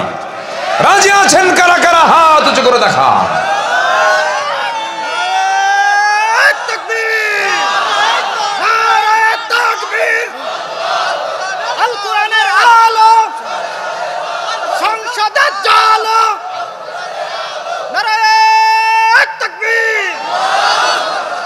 আল্লাহ কবুল করুন, জোরে বলি আমিন। সম্মানিত ভাইয়েরা, 1 নম্বর তওবা চলে গেল। নফসকে শুদ্ধ করার পন্থা আমি কয়টা বলেছি বলেন তো? বলেন কয়টা? চলতেছে কয় নাম্বার? আরো আছে কয়টা? নুরু ওয়াজ কি শেষ না শুরু? অনেক কথা। নাম্বার 2, আমরা সালাতের প্রতি যত্নবান হব, জোরে বলি ইনশাআল্লাহ। যত্ন নেব কিসের? চেহারার আগে না সালাতের আগে? সালাতের যত্ন নিলে চেহারার যত্ন হয়ে যাবে। যে 5 ওয়াক্ত ওযু বানায় তার চেহারা সবচেয়ে সুন্দর থাকে। আর যে নামাজ পড়ে না, বিড়ি খায়, বিড়িখোর মনে হয়, বিড়িখোর, ঠিক কিনা বলেন? যে বিড়িখোর তার চেহারা দেখলে টের পাওয়া যায় না? যায় কিনা বলেন? আবার আল্লাহ এমন ভাবে সিলগালা করে দেন যে নেশা করবে তার রক্তে নেশার চিহ্ন থাকবে। ইসলাম যদি ক্ষমতায় আসে, নেশাক্রান্ত কোন ব্লেডে যদি ধরা পড়ে, ব্লেডে নেশা আছে, ওর চাকরি হবে না, চাকরি হবে না, সব বন্ধ হয়ে যাবে। সব বন্ধ হবে না? জায়গা মতো টিপ দিলে, জায়গা মতো কাজ করলে সব নেশা এমনি আপনা আপনি সব ছুটে চলে যাবে। নেশা করবেন, বালা মান কাসাবা সাইয়্যাতান ওয়া হাতাত বিহি খাতিআতুহু উলাইকা আসহাবুন নার। পাপ করবেন, পাপ আপনাকে ঘেরাও করে ফেলবে। নেশা করবেন, ব্লাডের চিহ্ন ঢুকবে। আল্লাহু আকবার বলেন। ঠোঁট কি হবে? আজ থেকে ঠোঁট কি হবে? কালো হবে। ঠোঁট দিয়েছেন গোলাপি, কালো বানাইছে বান্দা, দোষ কার? আল্লাহর। দেখেন আল্লাহর কইছে, আল্লাহর দোষ। বিড়ি আপনি খাবেন, আল্লাহ আল্লাহ আপনার ঠোঁট কালো বানাইছে না? কি সুন্দর চেহারা, বিড়ি খায়, করেটা কি চেহারা। আবার কিছু দরবার আছে আমার দেশে, আবার কিছু দরবার আছে সে দরবারে গাঁজা খায়। ওরা বলে গাঁজা নাকি বেহেশতের গাছ। বুঝলেন? এই তো হচ্ছে অবস্থা। ওই দরবারে বসে বসে গাঁজা টানে আর বলে আল্লাহকে তালাশ করছি। কাকে তালাশ করতেছে কোন? তো আল্লাহকে তালাশ করছে। কিচ্ছু না, 1.5 হাত লাঠির বাড়ি পড়লে সব তালাশ চলে যাবে, ঠিক কিনা? মানুষ ভালো হবে কিসের যত্নে? দেহের যত্ন আগে না নামাজের যত্ন আগে? নামাজ। আমরা নামাজের যত্ন নেব, জোরে বলি ইনশাআল্লাহ। قد أفلح من تزكى وذكر اسم ربه فصلى। আমরা জিকির করব কার? কেমন করে? নবীর মতো। কার মতো বলেন তো?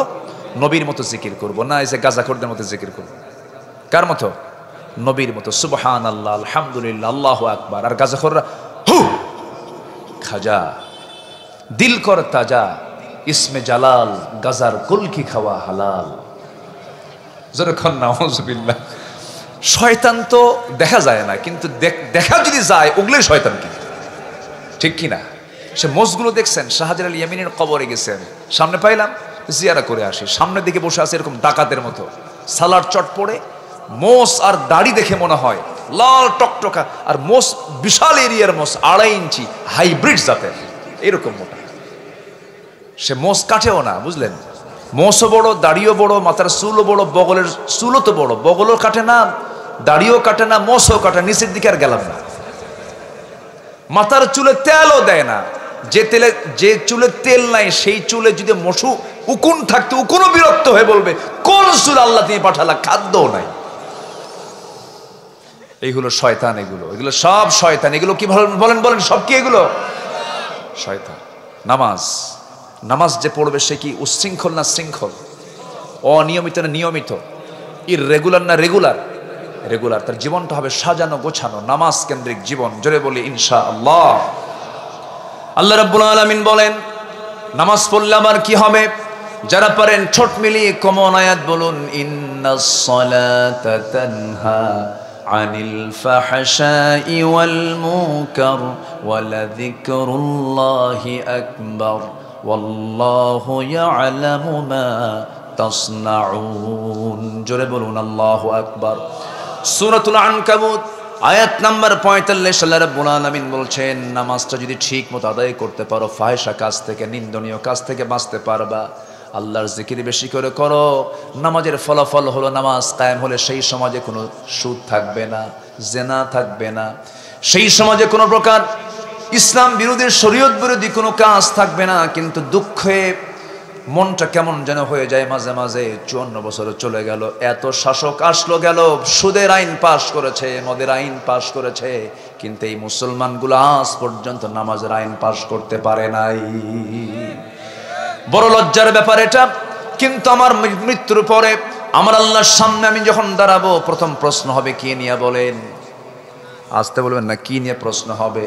আবার কোরআনকে প্রশ্ন করুন, কোরআন বলো তো সবচেয়ে বড় অপরাধটা কি? কোরআন বলে দিচ্ছে সবচেয়ে বড় অপরাধ হলো ফাখালাফা মিন বা'দিহিম খালফুন আদাউস সালাতা ওয়াত্তাবাউশ শাহাওয়াত ফাসাউফা ইয়ালকাউনা গায়্যা। নামাজকে যারা নষ্ট করবে, নফসের যারা দাসত্ব করবে, আমি আল্লাহ রাব্বুল আলামিন শুধু জাহান্নাম দেব না, জাহান্নামের যে গর্তগুলো আছে এর মধ্যে অন্যতম গর্ত হলো গাই নামক গর্ত। গাই নামক গর্তের মধ্যে আমি তাকে ঢোকায়া ছাড়বো। গর্তগুলো এত ভয়ঙ্কর যে গাই নামক গর্তকে দেখে জাহান্নাম পর্যন্ত ভয় পায়, এত ভয়ঙ্কর গর্ত গাই নামক গর্ত। সেই গাই নামক গর্তের ভিতরে জেলের মধ্যে সেল থাকে, ওই সেলের মধ্যে আল্লাহ রাব্বুল আলামিন তাকে ঢোকায়া ছাড়বেন। অপরাধ হলো নামাজ ছেড়ে দেওয়া। অথচ আমার দেশে আজকে সবচেয়ে যদি বড় অপরাধকে আমরা যদি চিহ্নিত করি জাতীয়ভাবে, তাহলে দেখা যাবে এই জাতির মধ্যে সবচেয়ে বড় অপরাধ হচ্ছে সেটা হলো নামাজ পড়ে না জাতি। 95% নামাজ পড়ে না। রাষ্ট্রীয় উদ্যোগের দরকার আছে না নাই? আসতে বলবেন না, আছে না নাই? আচ্ছা, নামাজ পড়ে না। আর নামাজের ভয়ঙ্কর শাস্তি হলো জেলখানা, শুধু নয় সেল। জেলের মধ্যে একটা যন্ত্রণার জায়গা আছে, কি বলেন তো? সেল। যারা বিশেষ আসামি, দাগি আসামি মনে করে গভর্নমেন্ট যাদেরকে, তাদেরকে ওই জায়গায় পাঠায় দেয়, একা একা থাকে, ওখানেই পেশাব, ওখানেই পায়খানা। আল্লাহ পাক আমার একবার নিছিল, বুঝলেন, আমার নসিবটা ভালো। যদি না নিত এখন তার যাওয়ার সম্ভাবনা নাই, বুঝলেন নাই? ওই সময় চান্স পাইছিলাম, গেছিলাম, ঢুকে গেছিলাম। এটা সুযোগ ও চান্স তো এটা। আমি জেলখানার নাম দিয়েছি মাদ্রাসা ইউসুফিয়া, বুঝলেন না? মাদ্রাসায় কি ইউসুফিয়া। তো আমারে মাহফিল শেষ করে বাসায় গেছি, পুলিশ ঘেরা দিয়ে আমারে ধরে নিয়ে থানায় জমা দিল। ওসির সামনে বসে আছি, থাকার তো জায়গা নাই ওই জায়গায়। ওসির সামনে চেয়ারে আমাকে বসায় দিছে। বসে আমার দিকে তাকাইছে একবার, ওই যে মাথা নিচু করে আছে, আর কথা কয় না। বললাম, ওসি সাহেব আপনি রুকুর হালতে কেন? তো বলে যে ভাই কি বলবো, আমি আপনার ওয়াজের খুব ভক্ত, আমার বউ ভক্ত, আমার সন্তান ভক্ত, ধরে আনছেন কেন? তো বলতেছে ভক্ত তো ধরছেন কেন? কুজুর কি করব, পারলাম না। তো খুব চেষ্টা করছে, উপর থেকে খুব চাপ, পারলামই না। সামনে নির্বাচন, হুজুর মাফ করে দিয়েন, কয়েকদিন জেল টেল খেটে আসেন, নির্বাচন শেষ আপনি বের হয়ে আসবেন। দেখছেন কি সুন্দর করে ওয়াজ করে। তো বললাম যে তাই, আচ্ছা ঠিক আছে ভালো। তো মামলা যা ছিল আরো কিছু যোগ দিল, ইচ্ছার বিরুদ্ধে। তো অনেক পুলিশ চায় না, এগুলো চায় নাই, পুলিশরা বাধ্য করেছে। বলতেছে হুজুর কি করবেন, ছেলে মেয়ে আছে, বাচ্চা কাচ্চা আছে, চাকরি তো রক্ষা করা ফরজ। আমি বললাম ইমান রক্ষা করা নফল। শেষমেশ তো পুলিশের সন্তান চলে গেছে জুলাই আগস্টে, যায় নাই। যদি তার আগের থেকে সচেতন হতে এই লাশগুলো পড়তো না, এই জীবনগুলো যেত না, এই মায়ের কোলগুলো শূন্য হতো না। এরপর হ্যান্ডক্যাপ লাগায় পাঠায় দিল জেলখানায়। গেলাম, চুরি তো আর করি নাই, মনে একটা সাহস, যদি চুরি না করে কেউ কিন্তু তাকে আসামি বানাচ্ছে, তার কি কোনো ভয় থাকে? মনের বল হচ্ছে সবচেয়ে বড় বল। হৃদয় যদি শুদ্ধ থাকে, তাসকিয়াতুন নফস, নফসের শুদ্ধতা থাকলে পরে পৃথিবীর কোনো শক্তি তাকে চলাতে পারে না। আজকের সাবজেক্ট কি বলেন তো? নফস। নিয়ে চলে গেল জেলখানার মূল গেট দিয়ে ঢুকে পড়লাম। ঢুকেই পড়ে দেখি এক বৃদ্ধ চাচা সামনে দাঁড়ানো, 80 ঊর্ধ্ব বয়স, আমার দিকে তাকায় লম্বা কেন সালাম দিয়ে বলে, হুজুর আপনি জেলখানায় ঢুকছেন? খুব খুশি হলাম। তো বললাম জেলখানায় ঢুকলাম, আপনি খুশি হলেন কেন? বলতেছে ওয়াজ শুনতে যাই, কত দূর থেকে ওয়াজ শুনি, এত চেষ্টা করছি জীবনে আপনার সঙ্গে মোসাফা করব, একটু কথা বলবো, চান্স মেলে নাই, আল্লাহ কি সুন্দর মিলায় দিল। তো বললাম যে তাই? হ্যাঁ হুজুর, আমি দোয়া করি আপনি জেলখানায় থাকেন। আমি বললাম চাচা আপনি এই বুড়া বয়সে আপনি কেন জেলখানায়? কে বাবা, বোমা হামলা। কি হামলা? বোমা মারছেন উনি। 80 বছরের বয়সের লোক যদি বোমা মারতে যায়, ওটা কি জায়গায় পড়বে না মাথায় পড়বে? এই হচ্ছে অবস্থা। এই সিচুয়েশনগুলো করেছিল ওরা। লক্ষ্য ছিল একটাই, ফেরাউনের মতো ক্ষমতায় টিকে থাকার স্বপ্ন। ফেরাউনকে আল্লাহ পাক সেই স্বপ্ন পূরণ করতে দিয়েছেন, নীল দরিয়ায় চুবাইয়াছেন, ওয়াগরাকনা আলা ফিরাউন। আর আমার দেশের লেডিস ফেরাউনকে দেশ থেকে বিতাড়িত করে মামাবাড়ি দিল্লি পাঠাইয়া দিয়েছেন, ঠিক কিনা? দিল্লি কেন পাঠালেন? আল্লাহ তো ইচ্ছা করলে কাঠমান্ডু পাঠাতে পারতেন, আসাম পাঠাতে পারতেন, গুয়াহাটি পাঠাতে পারতেন। ওই ভারত কি ছোটখাটো দেশ? বলেন, আমার দেশের চাইতে 22 গুণ বড়।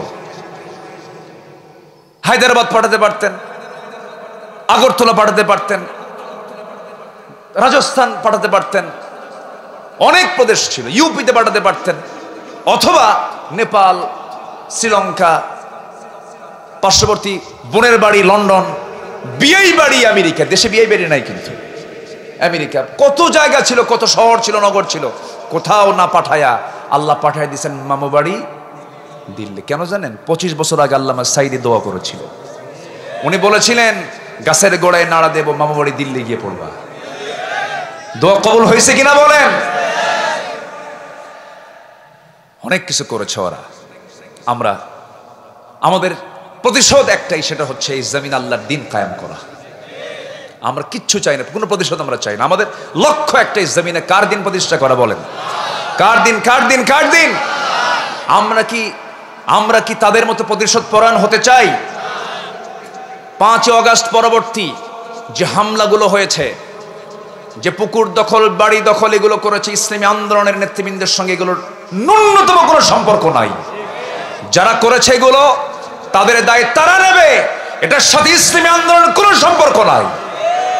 এটা অপরাধ, এটা আমরা স্বীকার করি। যারা করেছেন এগুলো গুরুতর অপরাধ।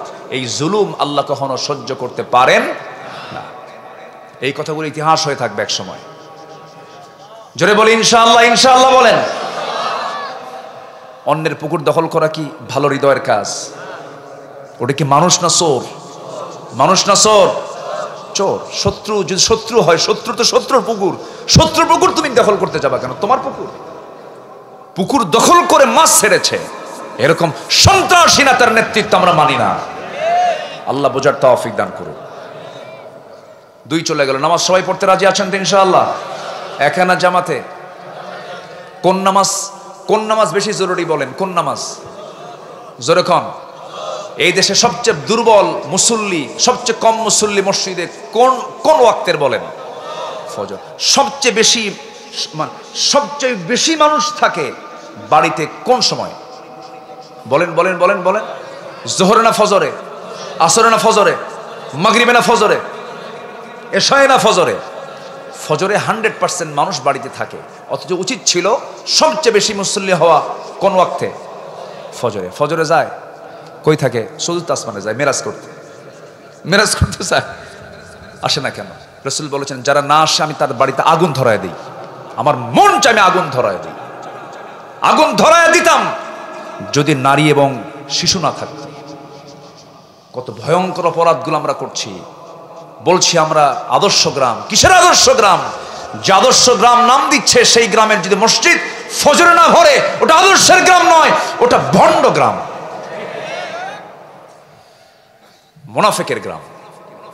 মুনাফিক চেনা যায় জোহরে, আসরে, মাগরিবে, এশায়ে না ফজরে? জোরে কোন? জোরে কোন? জোরে কোন? জোরে কোন? মুনাফিক সব নামাজ পড়লো, কোন নামাজ পড়তে পারে না? ফজর। এখন বলেন, বাংলাদেশের মানুষ বেশি না মুনাফিক বেশি? আলহামদুলিল্লাহ। কি করেন?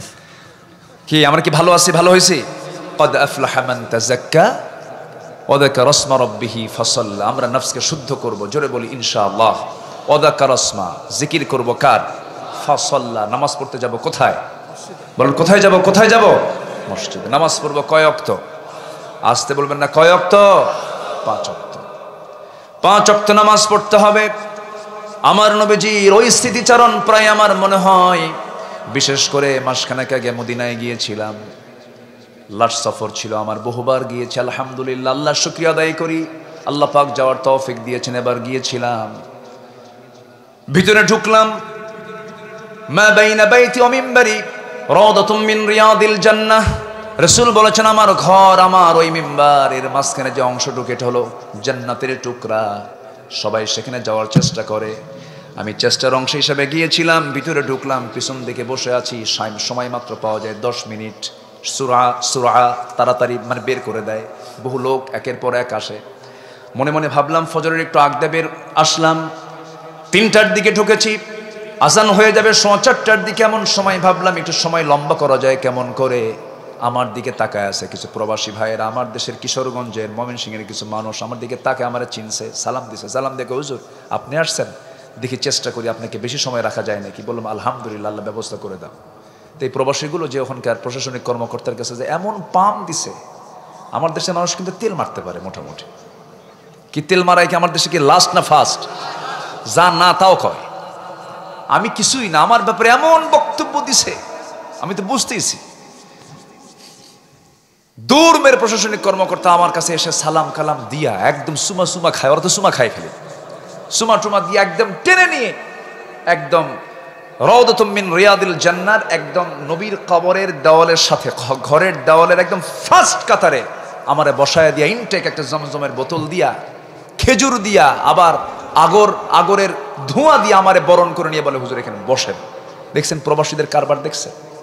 আমার দেশের মানুষ আলহামদুলিল্লাহ বলেন, যেরকম আলহামদুলিল্লাহ। বসলাম, বসে বাম দিকে তাকায় আছি, আমার নবীজির ফ্লেভার যেন পাচ্ছি। নবীজি শুয়ে আছেন, সুবহানাল্লাহ। আমার নবীজি ওখানে বসেই গোটা পৃথিবী শাসন করেছেন, গোটা পৃথিবীর নেতৃত্ব দিয়েছেন, রাহমাতুল লিল আলামিন। তার নেতৃত্বেই গোটা পৃথিবীতে ইসলাম ছড়িয়ে পড়েছে। আল্লাহু আকবার বলেন। সব নবী ছিলেন আঞ্চলিক নবী, আমার নবী হচ্ছেন বিশ্ব নবী, যেরকম সুবহানাল্লাহ। সব নবীর হায়াত বেশি বেশি, আমার নবীর হায়াত কম কিন্তু বরকত বেশি। আমার নবীজির 23 বছর আন্দোলন বিফল না সফল? বিফল না সফল? কি দিয়া? এই কোরআন দিয়ে যদি আমরাও যদি কোনো আন্দোলন করি, আমরা বিফল হবে না সফল হব? শুধু নেতাকে বলবেন তো, নেতাকে বলবেন, ও নেতা আসছো ভালো কথা, তোমার আন্দোলন কি? কি নিয়ে আন্দোলন?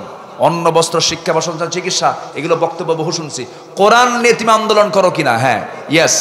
কোরআন ছাড়া যা বলতে আসবা জুতা বেটা করবেন, জুতা বেটা, ঠিক কিনা? কোনো সুযোগ নাই, কোনো সুযোগ নাই। কারণ মুসলমান হয়ে যারা কোরআনকে চায় না, ওরাই কাট্টা মুনাফিক, ওরাই ফাসিক, ওরাই জালেম। শরিয়াকে যারা বিশ্বাস করে না, নতুন করে ঈমান আনতে হবে তাদেরকে। কি কথা বলার দরকার আছে? কত হেকমত খাটাবো আর বলেন? কোনো হেকমত নাই। হেকমত মানে সত্যকে আড়াল করা নয়, হেকমত মানে হচ্ছে সত্যকে সুকৌশলে উপস্থাপন করার না। আল্লাহ বোঝার তৌফিক দান করুন, জোরে বলি আমিন।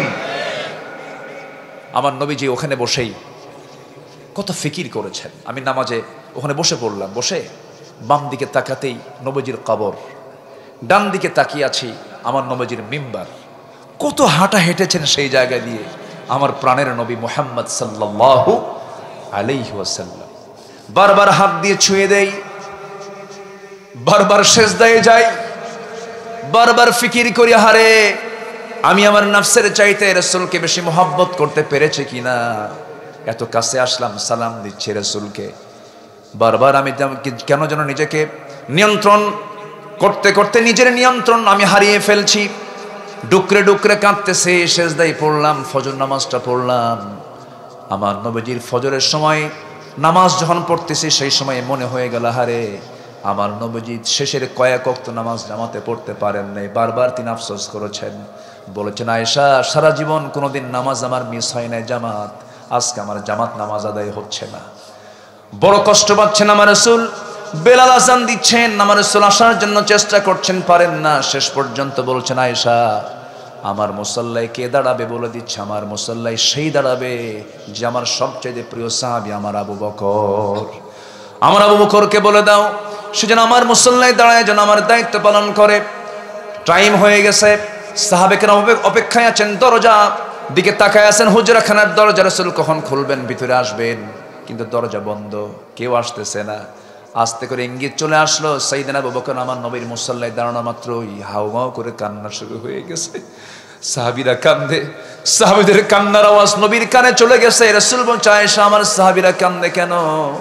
আপনি নাই, আপনি নামাজ পড়াতে পারছেন না, এজন্য কান্দে। আমরা আবু বকর নামাজ শুরু করো না কেন? নামাজ শুরু হয়ে গেছে। রাসূল বলছেন, আমার আয়েশা একটু আমাকে নিয়ে চলো, জানালার কাছে নিয়ে চলো। জানালার কাছে তিনি গিয়ে দাঁড়ালেন, ফাঁকা দিয়া নামাজের দৃশ্যগুলো দেখেন। নবীজির কান্নার কোনো আওয়াজ নাই, কিন্তু যেন নদীর মতো বহমান, চোখের কোনা বেয়ে বেয়ে টপ টপ করে পানি পড়ছে। চোখের পানিগুলো বারবার মুছে মুছে দিচ্ছেন আর বলছেন, ইয়া রাসূলুল্লাহ আপনি কাঁদেন কেন? আপনার কান্না আমার জন্য দারুণ কষ্ট হয়ে যাচ্ছে। আপনার কান্নার তো কোনো কারণ নাই, তারা তো নামাজ পড়ছে। রাসূল বলছেন, আয়েশা রে তুমি কি জানো এই কান্না আমার কষ্টের নয়, এই কান্না আমার মহানন্দের, বিশাল আনন্দের জন্য আমার চোখে পানি চলে আসছে। এই নামাজ আজকে রাষ্ট্রীয় পর্যায়ে কায়েম হয়েছে, তুমি কি জানো আয়েশা? এই নামাজ কায়েমের সংগ্রাম করতে গোটা শরীরটা আমার ক্ষত বিক্ষত হয়ে গেছে। এই যে দাগ, এই যে হাতে দাগ, এই যে পায়ে দাগ, এই যে নখে দাগ, এই যে দাঁত ভাঙ্গা, ওহুদে দাঁত ভেঙে গেছে, কোমরে খন্দকে কোমর নড়ে গেছে, কোমরটা কুজো হয়ে গেছে, কোমর সোজা করতে পারি না। এই যে কোমর হারালাম, এই যে দাঁত হারালাম, এই যে জন্মভূমি ত্যাগ করে চলে আসলাম, এত কিছু যে করলাম যে নামাজ কায়েমের জন্য, সেই নামাজ আজকে রাষ্ট্রীয় পর্যায়ে কায়েম হয়েছে। এই আনন্দই আমার চোখের পানি বের হচ্ছে। এই কারণে আয়েশা আমার আবু বকরকে বলো সেজন্য নামাজটা পড়ায় নেয়। নামাজ শেষ হয়ে গেছে, রাসূল দুনিয়া থেকে বিদায় নেবেন। বিদায় নেওয়ার প্রাক্কালে আমার নবীজি কাউকে স্মরণ করেন নাই, শুধুমাত্র আমাকেই স্মরণ করেছেন, আমাকে ফলো করেছেন, আমার বারবার ফিকির করেছেন। রাসূল যখন মারা যাবেন সর্বশেষ হাদিস বয়ান করেছেন আম্মা জান আয়েশার সামনে, সর্বশেষ কথা বলেছেন, তার সঙ্গে তিনি আই কন্ট্যাক্ট করেছেন, তার সঙ্গে সর্বশেষ হাসি বিনিময় করেছেন, সর্বশেষ মোহাম্মত বিনিময় করেছেন। আমার রাসূল কতটুকু পারিবারিক ছিলেন, রাসূল পরিবারের বন্ধনে কত গভীরভাবে ছিলেন। বিদায়টা নিয়েছেন আম্মা জান আয়েশার কোলে, কোলে মাথায় রেখে বলছেন, আয়েশা আমি রাসূল দুনিয়া থেকে বিদায় নিচ্ছি, আমার সাহাবে কেরামকে বলে দেবে আমি দুনিয়া থেকে বিদায় নিলাম, আমার উম্মতকে বলে দেবে আমার উম্মতরা যেন এই নামাজ যেন কখনো না ছেড়ে দেয়। যেরকম সুবহানাল্লাহ। সবাইকে নামাজ পড়তে রাজি আছেন নাকি? হাত তুলে দেখান তো দেখি, জোরে বলি ইয়া আল্লাহ, আরো জোরে বলি ইয়া আল্লাহ। আমাদেরকে 5 ওয়াক্ত সালাত আদায় করার তৌফিক তুমি আল্লাহ দিয়া দাও। জোরে বলি আমিন, আরো জোরে আমিন, আরো জোরে আমিন। হাত নামান। আমরা কি সেই নামাজকেও ছেড়ে দেব? গ্রামে নামাজের কমিটি করব। প্রত্যেক গ্রামে কিসের কমিটি করব বলেন? কোন নামাজের? যেরকম কোন নামাজের? ফজর হলে কোন নামাজ কাজা হবে আর? তাহলে প্রত্যেক গ্রামে কিসের কমিটি হবে বলেন তো? ফজর কমিটি। কি কমিটি বলেন? কমিটির নাম কি বলেন? কমিটির নাম কি? ফজর কমিটি। গ্রামে যুবকরা তোমার প্রস্তুত হয়ে যাবে, প্রত্যেকটা পরিবার থেকে যেন প্রাপ্তবয়স্ক লোক যেন মসজিদে আসতে বাধ্য হয় এমন সুন্দর পরিবেশ তুমি তৈরি করবা। জোরে বলি ইনশাআল্লাহ। দেখবা নামাজ কায়েম হয়ে গেছে গ্রামে, দেখবা অনেক মাদক নেশা, অনেক আকাম কুকাম এমনি বন্ধ হয়ে গেছে। কার কথা? আল্লাহর কথা। আল্লাহ কবুল করুন, জোরে বলি আমিন। নাম্বার 3, আত্মশুদ্ধিতার জন্য মাঝে মাঝে রোজা রাখা দরকার। রোজার মাস কোনটা বলেন তো? যেরকম রোজার মাস কোনটা? রমজান মাস ছাড়াও রোজা কি হয় না? হয়। মাঝে মাঝে যখন যুবকরা তোমাদের মন যখন এদিক সেদিক যাবে, এদিক সেদিক যায় না মাঝে মাঝে, ফট করে চলে যায় একদিক। এই যুবকরা কিছু কয় না তো? যায় কি না? এই যুবক যায় না? যখন ডিস্টার্ব করবে তখন রোজা দিয়ে ট্রিটমেন্ট করে নিবা। রোজার ট্রিটমেন্ট করবা, দেখবে যে সব ঠিক হয়ে গেছে।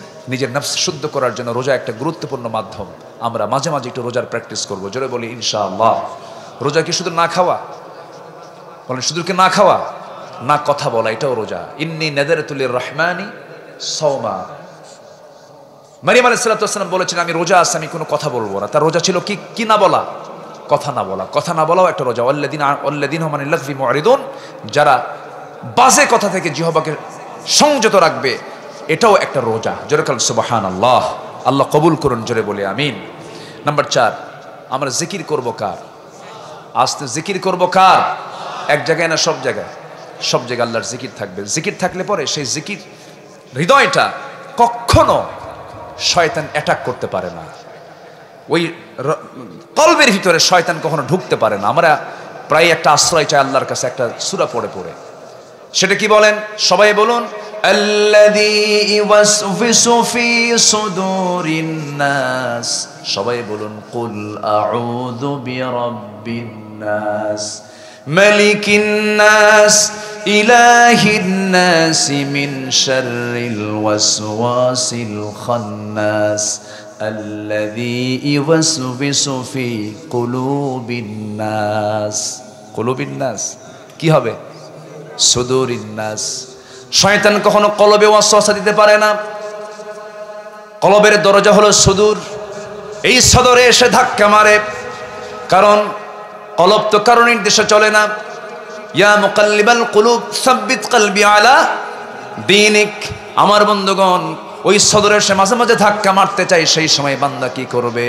আউযু বিল্লাহি মিনাশ শাইতানির রাজিম। এজন্য আল্লাহ রাব্বুল আলামিন বলেছেন, বান্দা আমার জিকির করো। আল্লাযীনা আমানু ওয়া তাতমাইন্নু কুলুবুহুম বিযিকরিল্লাহ আলা বিযিকরিল্লাহি তাতমাইন্নুল কুলুব। জোরে বলুন আল্লাহু আকবার। নাম্বার 5 হলো কোরআনের সাথে সম্পর্ক যদি বৃদ্ধি করি, আমার আল্লাহর সঙ্গে সম্পর্ক বেড়ে যাবে, নফসটা শুদ্ধ থাকবে।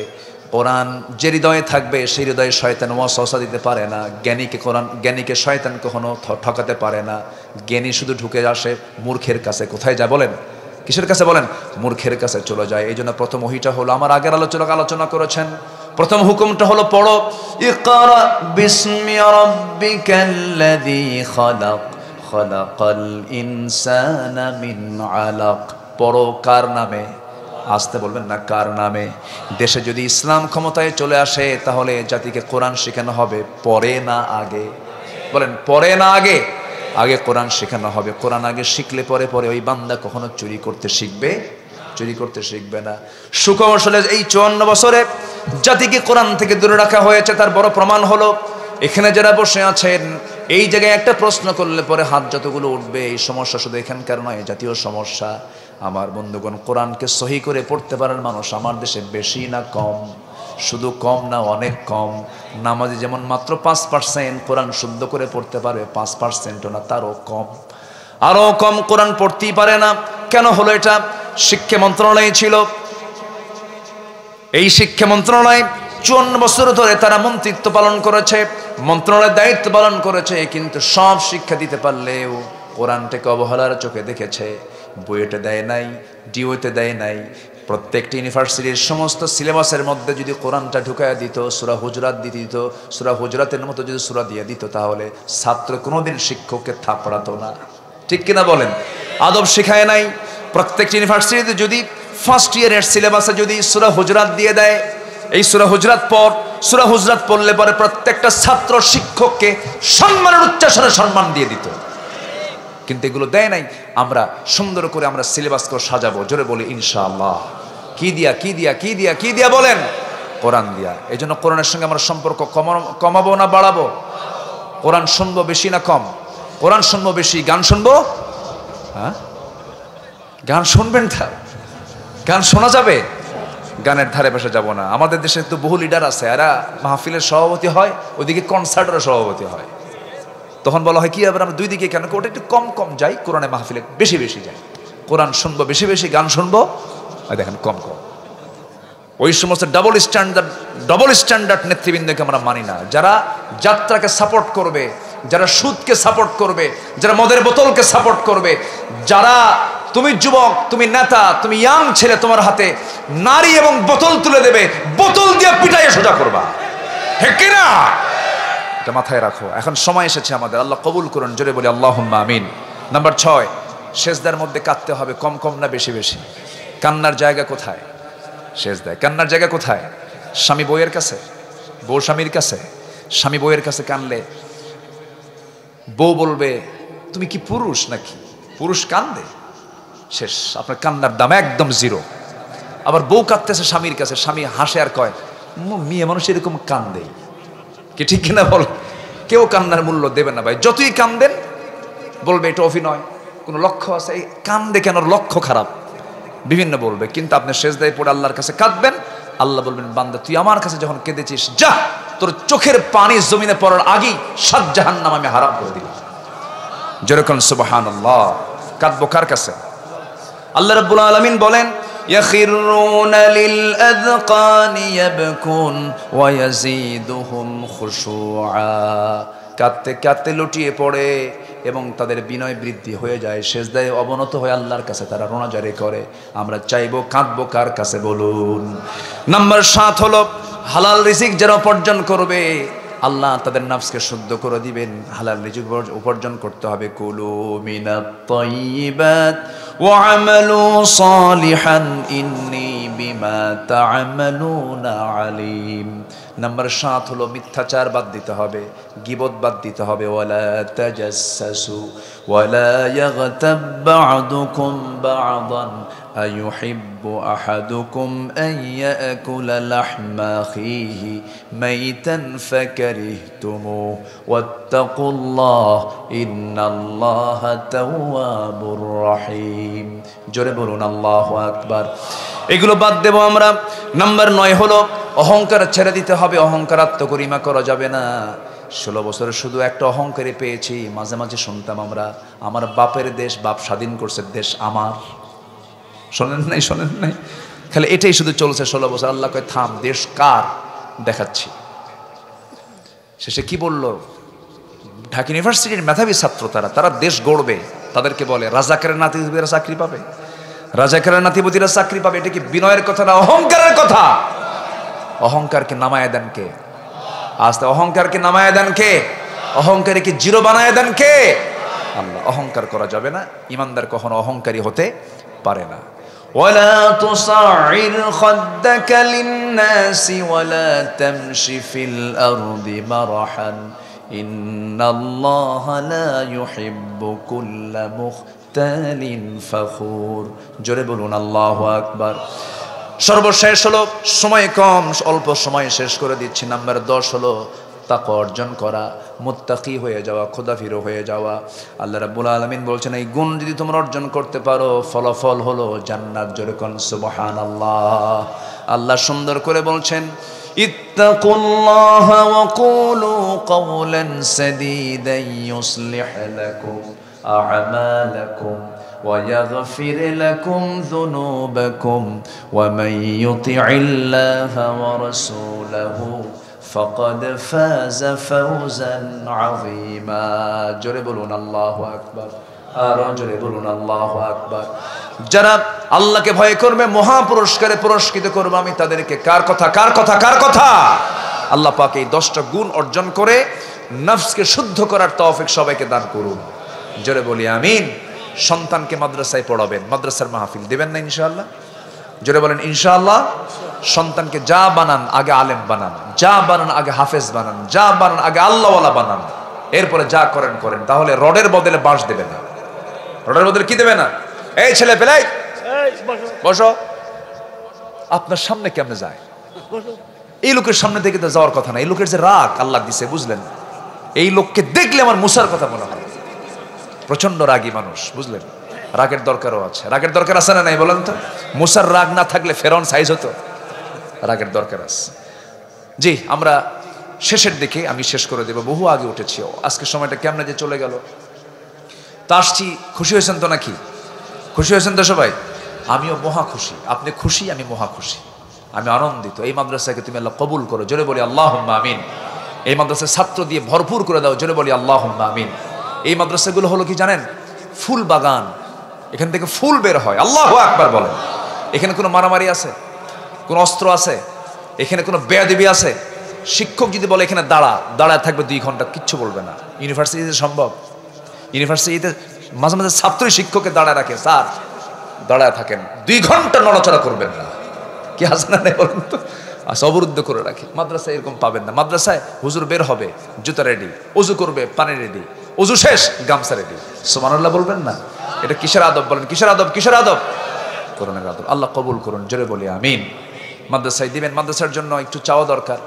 মাদ্রাসা তো আসলে এদেশের মাদ্রাসাগুলো লাউ কুদুবেসার টাকা দিয়ে চলে, জনগণের টাকা দিয়ে চলে। ইসলাম আসুক, কাউরে দেওয়া লাগবে না, রাষ্ট্র বানায় দেবে। জোরে বলি ইনশাআল্লাহ। এই পরিবেশ যদি আসে তাহলে লাগবে না। এখন যাকাতও দেন, ট্যাক্সও দেন। যারা যাকাত ফরজ মনে করে দেন, ট্যাক্সও দেন। ট্যাক্সও দেওয়া লাগে, যাকাত। যদি ইসলাম ক্ষমতায় আসে ট্যাক্স লাগবে না, যাকাত দিলে হয়ে যাবে। আলহামদুলিল্লাহ বলেন। জরিমানা তো আমরা জরিমানা দিচ্ছি অনেক। সম্মানিত ভাইয়েরা বসুন।